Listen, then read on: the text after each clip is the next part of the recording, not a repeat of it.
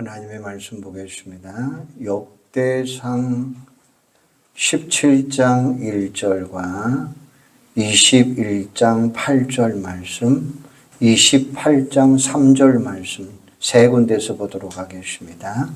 먼저 역대상 17장 1절입니다.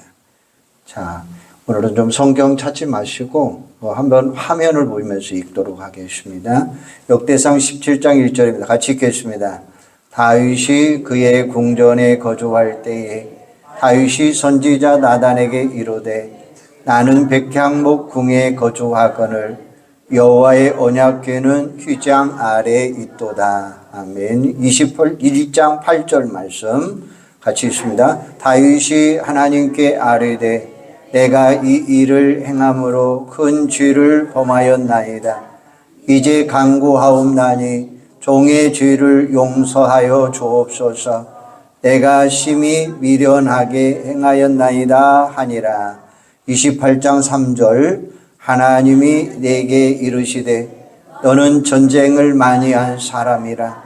피를 많이 흘렸으니 내 이름을 위하여 성전을 건축하지 못하리라 하셨느니라. 아멘. 구약의 입장에서 보면 이스라엘 민족에게는 세 분의 위대한 인물을 저는 세 명을 뽑고 싶은데, 하나는 믿음의 조상 아브라함, 이스라엘 민족을 훈련시키고 체계화시킨 모세, 이스라엘 민족을 최고의 강대국으로 꼽히었던 다윗 왕, 이 세 사람을 꼽고 싶어요. 사실 다윗은 보잘것없는 출신입니다. 조그만한 지방 읍에 불과한 베들레헴 사람이고 이새의 8번째 아들로 직업은 한낱, 양치는 목자에 불과합니다. 그러나 하나님의 마음에 합한 사람이 되므로 사울 왕의 뒤를 이어 이스라엘의 제2대 왕이 되었고 예수 그리스도의 조상이 되었습니다. 그런 역대 이스라엘 왕 중에 가장 위대한 성군입니다. 물론 여기서 위대하다고 하는 말은 그가 죄가 없다거나 안전한 자 이런 의미가 아니에요.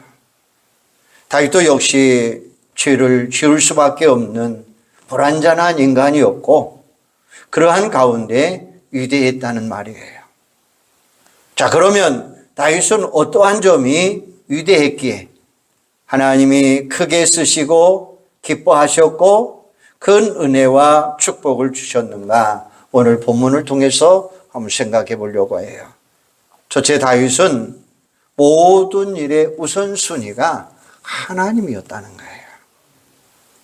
다윗이 왕이 된 뒤에 가장 우선적으로 한 일은 사울 왕이 블레셋과의 전쟁에서 탈취당했던 언약궤, 법궤를 찾아오는 일이었습니다.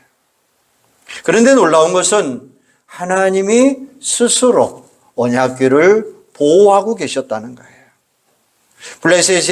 블레셋가에 있던 언약궤 때문에 5만 70명이 즉시 살육을 당하자 블레셋은 견디지 못하고 마침내 이스라엘로 돌려보냈는데, 처음에는 기앗 여아림이라는 곳에 보관했다가 후에 다윗성으로 옮겨집니다.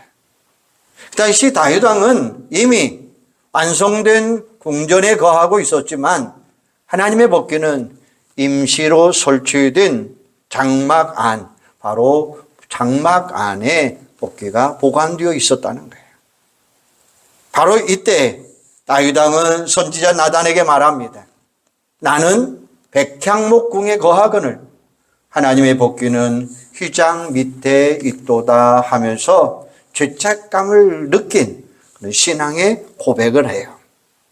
다시 말하면 하나님의 법궤가 휘장 밑에 있는 한 자신은 도저히 백향목 궁에서 편히 쉴 수 없고 잘 수도 없다는 거예요.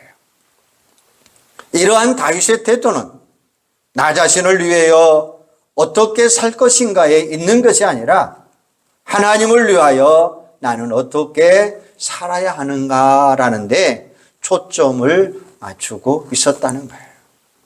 즉 위대한 인물, 평범한 인물의 차이점이 뭐냐? 학식이나 지위에 있는 것이 아니에요. 그의 삶의 우선순위가 어디에 있느냐라는 것에 달려있다는 거예요.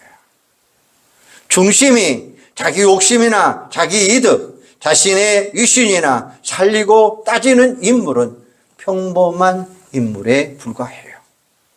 그러나 위대한 인물은 우선순위를 하나님의 교회, 이웃, 하나님의 나라 중심에 두고 있다고 하는 사실입니다. 세례 요한의 위대한 점은 언제나 우선순위를 하나님께 두고 살았어요. 세례 요한은 인기가 절정에 이를 때 고백하기를 예수님은 흥하여야 되겠고 나는 쇠하여야 하리라 라고 고백해요. 바울도 고백하기를 우리가 거하든지 떠나든지 주를 기쁘게 하는 자 되기를 원하노라. 우리가 만일 미쳤어도 하나님을 위한 것이요 만일 정신이 온전하여도 너희를 위한 것이니라 라고 말씀했어요. 다니엘도 하나님을 위한 길이라면 사자굴 속에 들어가는 것조차도 마다하지 아니하고 하나님이 가라 있게 하나님의 뜻을 따라 사자굴 속에 들어가는 이런 모습도 볼 수가 있어요. 하나님은 우리가 결정적인 순간에 우선순위를 어디에 두고 살아가느냐에 따라서 하나님이 인도하고 있다는 건 사실이에요.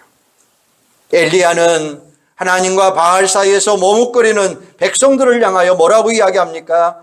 너희가 어느 때까지 두 사이에서 머뭇하려느냐? 여호와가 만일 하나님이면 그를 쫓고 바알이 만일 하나님이면 그를 쫓아라 라고 이야기해요. 그렇습니다.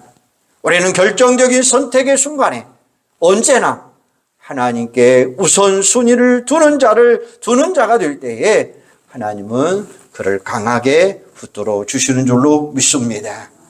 어느 목사님의 간증거리예요. 그분이 결혼 전에 신부감이 둘이 나타났어요. 큰 고민이 생겼어요. 한 여자는 인물이나 집안, 대학도 나온 여자였어요.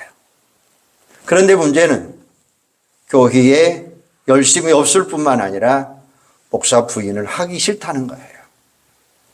그러나 다른 여자는 인물이나 학벌, 가문은 그렇게 위의 여자보다는 좋지 않은 편이에요.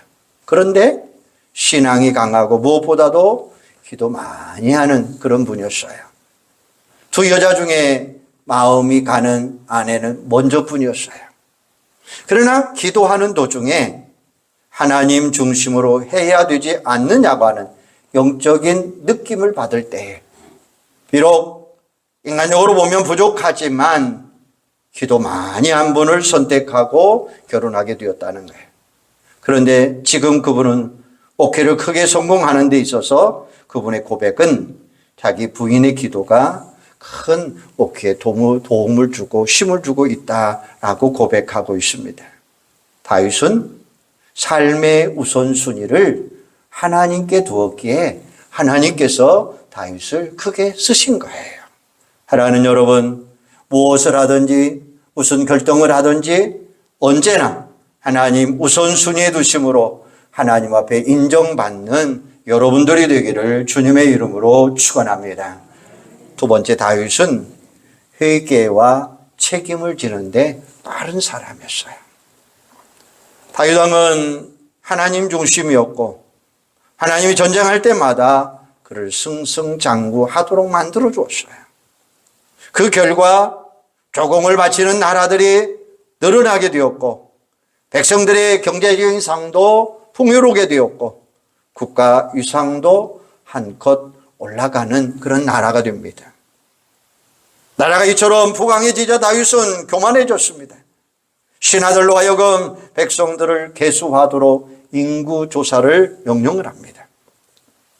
이때 충신인 요압 장군이 이렇게 말합니다. 내 주 왕이여, 여호와께서 백성을 지금 100배나 더하기를 원합니다. 그러나 이 일만은 행하지 마십시오라고 당부를 해요. 만류를 해요. 그러나 이미 교만에 매인 다윗은 결국 백성의 수요를 세고 맙니다. 인구 조사한 결과 이스라엘 중에 칼을 뺄 만한 자가 장정이 110만 명, 유대 중 칼을 뺄 만한 장정이 47만 명이나 돼요. 다윗의 범죄 중에 큰 것이 두 가지가 있는데, 하나는 우리아의 아내 밧세바를 범하는 간음죄와 그 죄를 숨기기 위해서 충신인 우리아를 죽이는 그런 살인극이 벌어져요. 두 번째는 인구조사입니다. 아니, 다윗이 인구조사를 한 것이 뭐가 범죄합니까? 라고 의아심을 가질 수도 있을 거예요. 모세도 두 번이나 인구조사를 했지만 범죄라고 책망받지는 않았어요. 그러므로 인구조사 자체가 잘못인 것이 아니라 그 동기와 목적, 바로 범죄의 원인이 되었더라라는 거예요. 다윗이 인구조사하려는 동기와 목적은 자기 성공을 과시하기 위한 거였어요. 지금 국가가 번창하고 있습니다. 장정이 점점 늘어나고 있습니다. 자기가 뛰어나다고 하는 것을 착각하고 있었어요. 이것을 과시하려고 인구조사한 것이 하나님의 진노를 불러오게 된 거예요. 또한 인구의 조사의 목적인 자기 세력을 의지하는 데 있어서 하나님 앞에 범죄한 것입니다. 이처럼 국가 번영, 국민이 잘 되는 것은 하나님의 강하신 도움 때문이었습니다. 그런데 다윗은 그렇게 생각하지 않은 거였어요.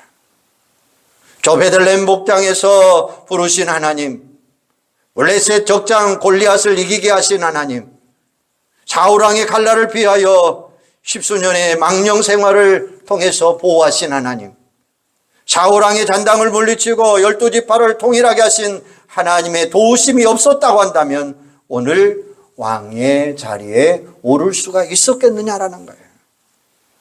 그럼에도 불구하고 다윗은 그 하나님께 마음이 떠나고 눈을 돌이켜 자기가 지배하는 백성들 중 칼을 차고 있는 장정의 수만 믿고 있었다고 하는 것이 문제라고 하는 말씀이죠. 다시 말하면 다윗은 자기 때문에 뒤어진 공가인 줄 착각했고 하나님의 은혜의 팔을 의지하지 않았고 자기 백성의 장정이나 군대를 의지하려는 동기에 인구 조사를 했기에 하나님 앞에 책망을 받게 되는 거예요. 마침내 하나님은 선지자 갓을 통해서 세 가지 재앙 중에 하나를 선택하라고 합니다. 첫 번째는 3년의 기근입니다. 두 번째는 3개월 동안 적군에게 패하는 순환입니다. 세 번째는 3일 동안 이스라엘 전역에 온역이라고 하는 전염병을 내리는 것이었습니다. 다윗이 이 세 가지 중에 정책 중에 가장 기간이 짧은 3일의 온역을 선택을 해요. 3일만 꼭 참으면 벌이 지나간다는 얄팍한 계산을 함으로 인해서 3일을 선택했어요. 자, 그럼 보십시다. 3일 동안 온 이스라엘 땅에 무서운 재앙병, 전염병이 돌아와서 이것 때문에 죽은 숫자가 얼마냐? 7만 명이에요. 7만 명. 이것 때문에 다윗은 즉시 깨달았고 즉시 하나님 앞에 회개하기 시작했어요. 장로들과 더불어 굵은 베옷을 입고 얼굴을 땅에 대고 엎드려 침식을 잃은 채 그가 회개합니다.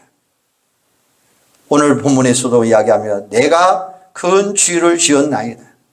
종의 죄를 사하여 주옵소서. 악을 행하는 자는 내니이다. 청컨대 나의 아버지의 집을 치시고 백성을 향한 재앙을 거두어 주소서라고 회개 기도합니다. 그러자 무서운 재앙이 사라져요. 과연 다윗이 위대한 점은 바로 여기에 있는 거예요. 누구나 죄를 범하기 쉽고 넘어지기가 쉽습니다. 그러나 죄를 깨닫는 순간 즉시 회개하는 것이 참다운 신앙인다운 신앙의 모습이 되는 줄로 믿습니다. 하나님이 경고하시고 책망하시다가 매를 드시고 때리심에도 끝까지 고집을 부리고 나가는 것은 이건 무서운 교만입니다. 그런 사람에게는 결국 잠언 16장 18절 말씀대로 교만은 패망의 선봉이요 거만한 마음은 넘어짐의 앞잡이니라 라고 이야기해요. 위대한 신앙가는 범죄한 후에 깨닫는 즉시 지체하지 아니하고 회개하는 것입니다. 또한 모든 잘못이 자기에게 있는 줄 알고 남에게 핑계하거나 원망하지 아니하고 이 풍랑을 만난 것은 나의 용고입니다라고 고백하는 것이 최고의 축복이 되는 줄로 믿습니다. 어느 이춘자 목사님이라고 하는 분의 간증입니다. 그분은 3대째 내려오는 기독교 가정에서 18살 때에 신학교에 입학을 해요. 그러나 목회의 길은 가지 아니하고 오히려 불신자 남편과 결혼을 합니다. 교회도 점점 멀어지게 되니까 세상 속에 빠지게 됩니다. 개에 취미를 붙이게 되었고 개원들과 관광을 다니고 어느 때는 도박에 미쳐서 밤을 새우기도 합니다. 그러던 어느 날 강원도 두메 산골에 계시는 친정 어머니 권사님이 찾아왔어요. 지금 두메 산골에 교회를 개척하고 성도들이 모이고 있는데 교회 땅은 마련했지만 건축할 돈이 없다. 간절히 기도하는 중에 목사님이 이 교회를 세우리라고 하는 음성이 이 어머니에게 들려온 거예요. 이 소리를 듣고 즉시 깨달았다면 얼마나 좋습니까? 오히려 없이 화를 내면서 친정어머니를 쫓아버려요. 그런데 어떻게 됩니까? 며칠 후에 어린 아들이 다리를 못 쓰므로 인해서 병원에 가보니까 이 아들이 소아마비가 되어버린 거예요. 과연 그러면서 얼굴, 팔다리가 틀어지기 시작을 했습니다. 그때 이 이춘자라고 하는 분이 하나님 용서해 주세요. 철저하게 하나님 앞에 회개하기 시작을 합니다. 교회를 지을 수 있는 돈을 빌린 후에 어린 아이를 업고 어머니가 계시는 강원도 땅을 찾아갑니다. 그리고 건축할 돈을 어머니에게 드린 후에 교회를 건축할 땅에 아이를 눕혀놓고 밤이 맞도록 울면서 회개하기 시작을 합니다. 그런데 5일 동안 그 일을 이룬 거예요. 그러자 하나님의 기적이 그에게 일어났고 아들이 깨끗하게 나옴으로 인해서 뛰는 역사가 일어났다라는 사실이에요. 그때부터 세상 향락을 버리고 목회하는 일에 전력을 다하는 목사님이 되었더라라는 이야기입니다. 사랑하는 여러분, 다윗의 위대한 점은 자기의 죄를 깨닫는 즉시 회개한 것이고 책임질 줄 아는 이런 신앙의 소유자가 된 줄로 믿습니다. 우리도 회개하고 하나님 앞에 엎드릴 수 있는 회개하는 여러분들이 되기를 바랍니다.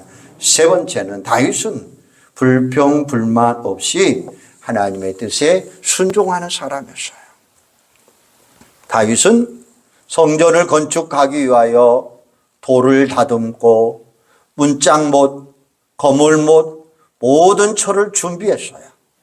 그리고 롯과 백향목을 시돈에서부터 배로 운반해 놓은 등 만반의 준비를 다 갖춥니다. 그리고 말할 수 없이 어려운 중에도 금 10만 달란트, 은 100만 달란트를 다 준비해 놓았어요. 그럼에도 불구하고 하나님으로부터 들려오는 아주 슬픈 소식이 있었어요. 너는 군인이라 피를 많이 흘렸고 내 이름을 위하여 전을 건축할 수 없다라는 소리였어요. 여러분, 건축을 허락하지 않겠다는 거예요. 성전을 허락하지 않겠다는 거예요. 이때 다윗은 얼마나 낙심을 갖고 있습니까? 원망하고 불평하고 싶은 마음이 있었을 거예요. 누구든지 위대한 업적을 남기고 싶을 거예요. 다윗도 성전을 멋지게 건축한 후에 모든 백성들로부터 칭송받고 싶은 그런 소망이 있었을 것입니다. 그러나 다윗의 위대한 신앙의 모습은 여기에서 나타났어요. 아무런 이유, 불평, 원망 없이 깨끗이 다 포기해버립니다. 그리고 그의 아들 솔로몬에게 모든 것을 이양해 줍니다. 하나님 앞에 위대한 사람은 하나님의 뜻 앞에서 자기 뜻을 꺾을 줄 아는 사람이 위대하다고 하는 말씀이에요. 다윗의 간절한 소원은 가나안 땅에 들어가서 백성들과 함께 즐겁게 지내는 거였어요. 그러나 하나님이 한 번 믿음 없는 행동을 했다고 해서 가나안 땅에 들어갈 수 없다라고 선포해 버립니다. 그럼에도 불구하고 모세는 하나님을 원망하지 아니하고 여호수아에게 모든 대권을 물려줘요. 하나님이 아브라함에게 75세 나이에 고향을 떠나 내가 지시할 땅으로 가라고 명령할 때에 독자 이삭을 바치라고 할 때에 그는 원망 없이 모든 일에 순종하는 모습을 볼 수가 있습니다. 노아에게 120년 동안 방주를 건조하라고 했을 때도 노아는 원망하거나 불평하지 아니하고 모든 일, 바로 방주 짓는 일에 최선을 다했어요. 바울에게 아시아 쪽을 포기하고 다음에 마게도냐 쪽으로 선교 여행을 가라 하라고 이야기합니다. 그때 바울은 자기의 모든 계획을 취소하고 하나님의 뜻을 따라 주는 거랍니다. 또 바울은 성령의 지시대로 순종했고 그에게 다가온 것은 메마름이요 투옥이 벌어지는 일이었습니다. 그럼에도 불구하고 다윗은 사도 바울은 불평하거나 원망 없이 오히려 순종했고 하나님 앞에 인정받는 하나님의 도우심을 받는 위대한 사도가 된 줄로 믿습니다. 미국의 초대왕 조지 워싱턴의 어머니 생신날에 많은 축하객들이 모였어요. 손님 한 분이 대통령 어머니에게 묻습니다. 어머님은 어떻게 아들을 그렇게 훌륭하게 만드셨습니까? 라고 물어요. 그때 어머니가 이렇게 대답합니다. 예, 나는 아들에게 하나님에 대하여 절대 순종을 가르친 것 뿐입니다. 라고 가르쳐요. 그러므로 여러분도 자녀들에게 세상 학문을 가르치는 것도 중요하지만 재산을 물려주는 것도 귀하지만 가장 중요한 것은 하나님의 사람, 순종하는 사람이 되라고 가르치는 일이 최고인 줄로 믿습니다. 여러분 인생에 있어서 이루어야 할 것이 많이 있습니다. 그러나 그 모든 것 중에 가장 좋은 것은 하나님께 순종하는 거예요. 그런 삶을 사는 자에게 하나님은 강한 도움의 역사가 일어나게 될 줄로 믿습니다. 그렇다면 여러분들은 우리의 신앙이 순종하지 못함으로 하나님을 대적하는 자 입장에 있지는 않습니까? 때로 우리가 하나님을 위해서 충성할 때라도 자기 계획을 맞지 않는다고 하나님의 뜻에 순종하지 아니하고 하나님의 뜻을 쫓지 못하는 이런 어리석은 행위는 하지 않기를 소원합니다. 모든 것이 주님의 뜻이라면 순종하는 신앙의 소유자가 되기를 주님의 이름으로 축원합니다. 미국의 선교사인 프리진 목사님이 철학박사 과정을 받게 되는데 기도가 되지 않습니다. 심한 불안감이 닥쳐옵니다. 그래서 하나님께 영적으로 승리할 생활할 수 있도록 성령의 능력을 달라고 계속해서 기도하는 거예요. 그럼에도 불구하고 아무런 응답이 없습니다. 그런데 계속 기도하는 중에 하나님의 음성이 들려와요. 내가 정말 승리 생활을 원하느냐? 네, 주님. 그렇다면 너는 2달 후에 치를 철학 박사를 포기하라라는 음성이 들려왔어요. 이 목사님, 이 선교사님이 주님 왜입니까? 목회를 하고 나를 섬기는데 철학 박사가 필요 없다. 오히려 그것이 너의 목회에는 올무가 될 것이다, 장애가 될 것이다 라고 하는 음성이었습니다. 그러나 이거는 엄청난 요구였어요. 유일한 꿈이 철학 박사가 되는 것이 꿈이었어요. 이를 위해 30년 동안 준비하면서 달려온 분입니다. 그런데 이처럼 너무나 소중한 것을 버리라고 하니까 마치 죽으라고 하는 소리처럼 이 선교사님에게 들려온 거예요.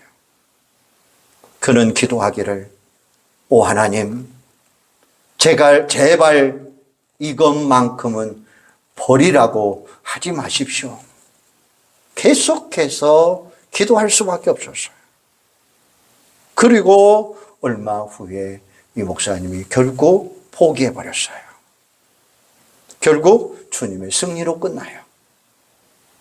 그는 떨리는 펜을 들고 대학 당국에 평지하기를 학위 시험을 포기하겠습니다라는 편지였습니다. 그 결단을 내린 날부터 성령의 강한 역사가 나타났고 그의 목숨은 큰 성공을 거두는 위대한 목회자가, 위대한 선교자가 된 줄로 믿습니다. 다윗의 위대한 신앙은 불평과 원망 없이 오직 하나님의 뜻에 순종하는 그런 삶을 살아간 줄로 믿습니다.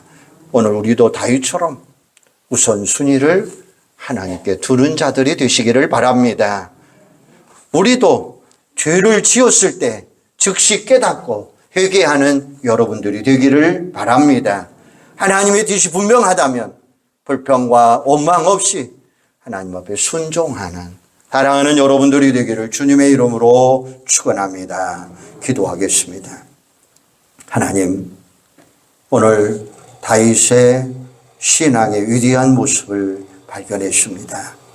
오늘 우리도 다윗처럼 우선순위를 하나님께 두는 자들이 되게 하여 주시고 우리가 죄를 깨달을 때 즉시 회개하고 하나님의 뜻에 순종하며 하나님의 영광을 돌리는 저희들이 되도록 주님 함께하여 주시옵소서.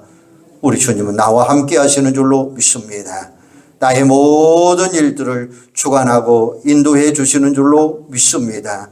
하나님의 뜻에 살아가는 하나님의 영광을 돌리는 귀하고 복된 자들이 되도록 주님 함께하여 주시옵소서. 예수님의 이름으로 기도하옵나이다. 아멘.